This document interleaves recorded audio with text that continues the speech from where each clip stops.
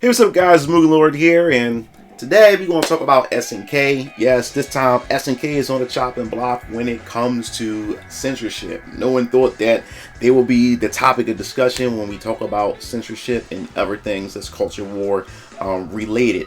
So what is going on here? If you guys don't know, just last week Evo had happened, which if you guys don't know, Evo was pretty much like the Super Bowl of fighting games within the fighting game community, or the Olympics of fighting games. And we got quite a few announcements from many of these different developers that develop fighting games. We'll probably go over that sometime this week as well, or during a live stream.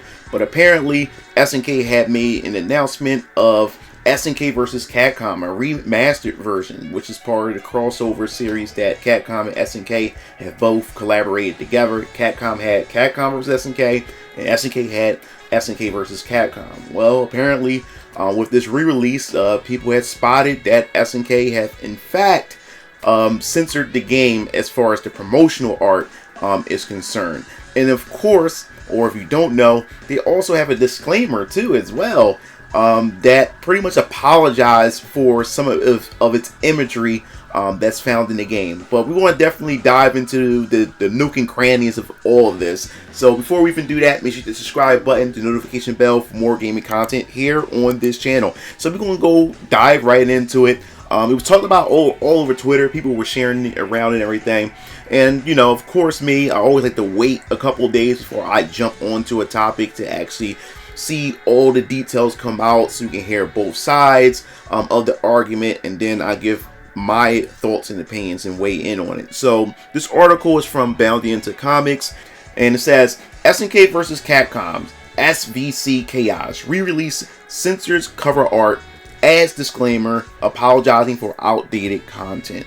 So, in the latest case of unnecessary deferring to modern audience sensibilities, the re-release of SNK vs. Capcom SVC Chaos has not only been found to feature a censored cover art, but also a disclaimer apologizing for its early 2000s era content. Now, if you guys don't know, this has been done before with the Crystal Dynamics had done this with the Tomb Raider trilogy, a classic trilogy that they had released a few months ago, where they wanted to apologize for the depiction of certain imagery and elements that was in the classic Tomb Raider, something of that time and of that era, which to me, in my personal opinion, there was nothing wrong or offensive, for that was within that game, that people may have found offensive. And we've been seeing this, people backtracking within these companies or putting these disclaimers, because as we said before, we talked about when it came to the Microsoft or the Halo composer,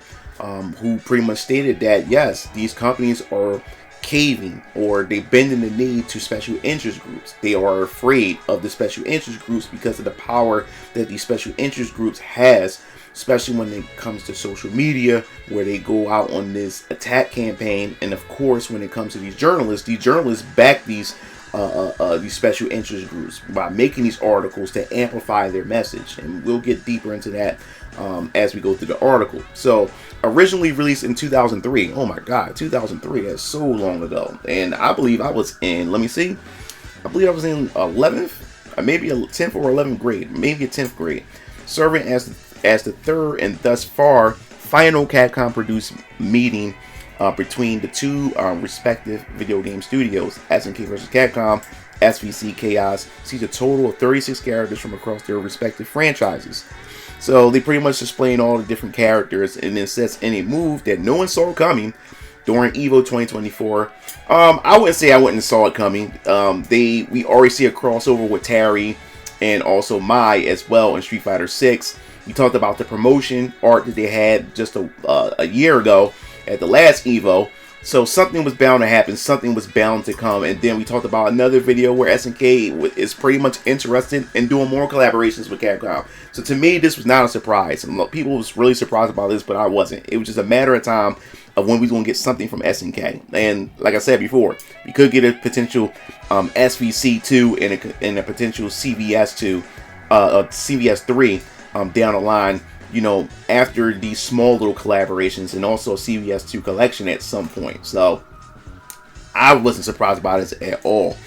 So it says, upon its official announcement, Capcom and SNK released the game's first full trailer therein revealing not only the game's various quality of life improvements such as rollback netcode and its entire selection of characters being unlocked on boot, but also its official key art as illustrated by longtime SNK artist Isuke Agora, also featured as the re-released digital cover.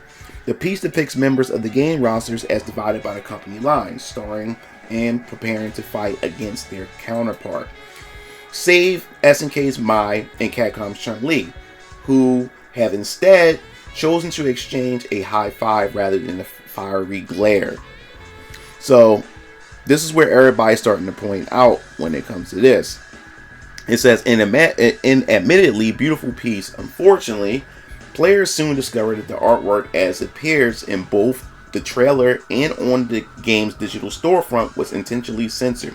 In the original version, both the aforementioned Mai and purple-haired lead of Athena series are shown with their cleavage prominently on display. However, in the version used to promote the game in the West, Mai's chest is covered up by her gi, while Athena is hidden by both a black border and added shine coming off the sword.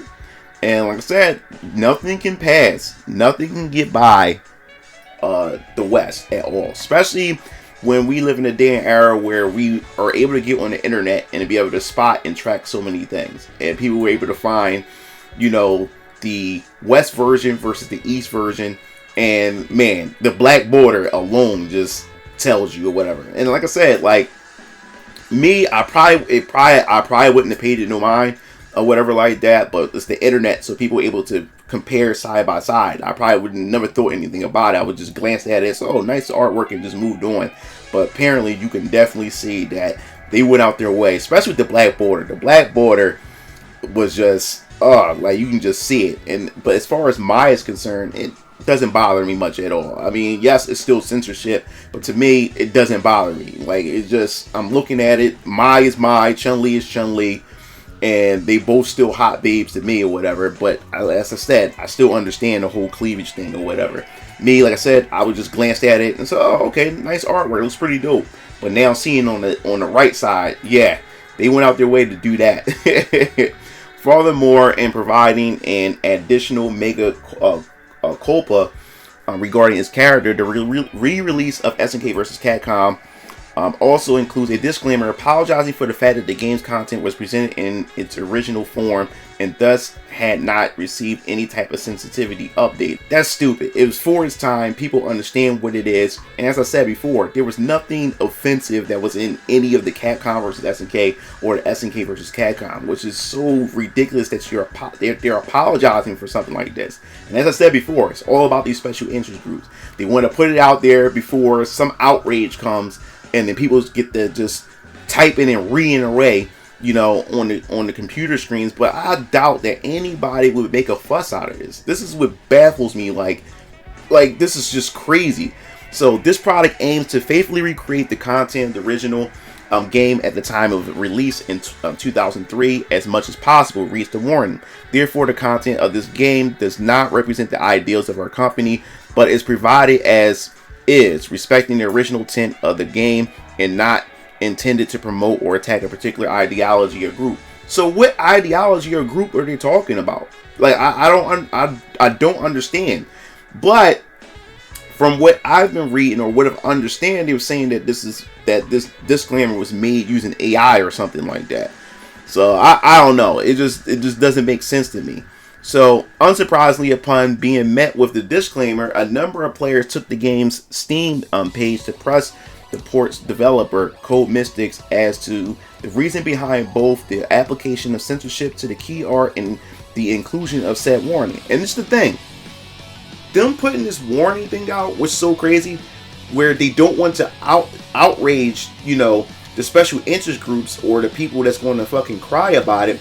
But guess who ends up being outraged? The actual fucking fans. I haven't yet to see anybody from the outrage side be outraged by any of the imagery that's found in this game at all. The ones who are upset are the ones who you are supposed to be catering to, the actual fans. So they're going to get pushback from actual fans. It's not going to be the special interest group that's going to give them pushback. It's going to be the fans of the fucking series, the fans of the fucking game, who's going to now voice their concern and voice their opinions by it. You know, like this is the stupidest thing that you could do. You trying to avoid getting a side that's not going to support the game, and all they ever going to do anyways, bitch and complain. You do everything in your power to try to please them, while then turning around and the actual feedback and the actual criticism you're going to actually get is from the actual fans, the one that you're supposed to be pleasing to begin with.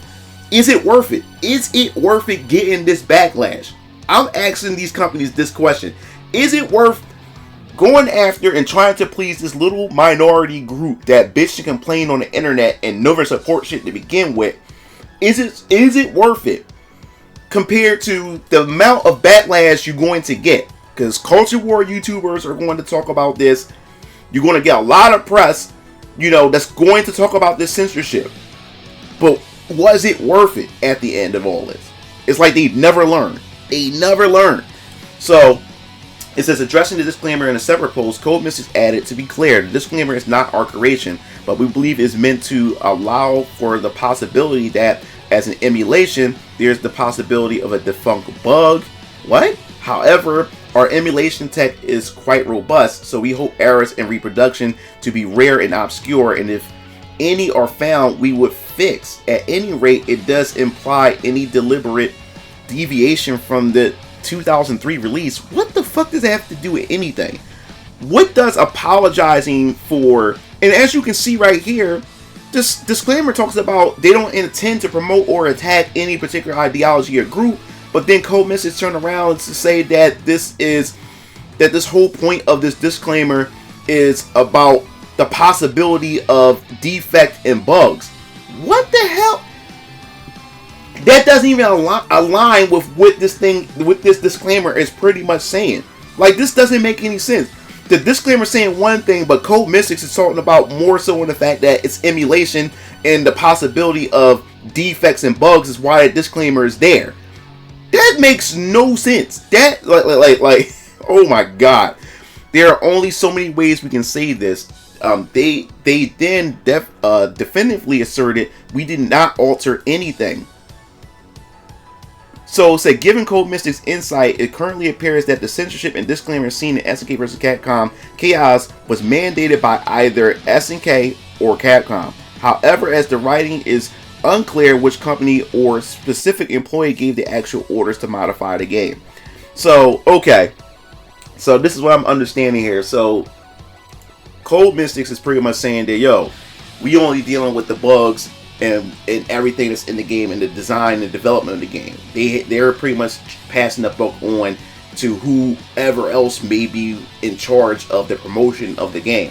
So they're pretty much saying either SNK or Capcom. Now, if I was a betting man, I would probably think it would be Capcom, because why would it be SNK? Do you see B Janet and City of the Wolves and how her character design looks? Like, SNK ain't holding back as far as designs. But if this is true, I'm just speaking if this is true. If I was a betting man, I would say that Capcom may have something to do with this as far as them, you know, as far as the promotion is concerned, for the female characters that's found in the promotional art. But as I said before, this isn't new. We've been seeing a lot of these disclaimers that's been being posted. You know, when people buy these classic games that's being remastered, of them apologizing for content that wasn't even deemed offensive. It's just these guys are so afraid of the outrage mob, so afraid of the special interest groups, that they want to get ahead of it before people take notice, or the special interest group take notice. But at the end result, fans are the ones that ends up giving these companies backlash, is because this is a middle finger to the fans. And I don't understand why they just don't understand this. It's like they see the history, they see the paper trail, they see the track record that this never ends well. Because now you're going to get more negative press than get positive press. This is going to give them negative press. Will people go out and support the game? Well, for me, in my personal opinion, I didn't give a damn about SNK versus Capcom. I thought this was the shitty version of the whole Capcom and SNK collaboration, so I was never a big fan of this. But people who are fans of this or people who are warriors against censorship, they're definitely going to have a field day with this, as as deserved, because this is just complete nonsense. But I definitely want to hear your thoughts in the comment section below. What do you think about this whole censorship with SNK versus Capcom Chaos Remastered? Are you still going to play the game regardless of them cropping out the key art that's found in the promotion, or this is just a pass for you? So if you like this video, hit the like button, subscribe button for more gaming content here on this channel. And this is MugenLord, sign off. I'll see you Game Fiends later. Peace out.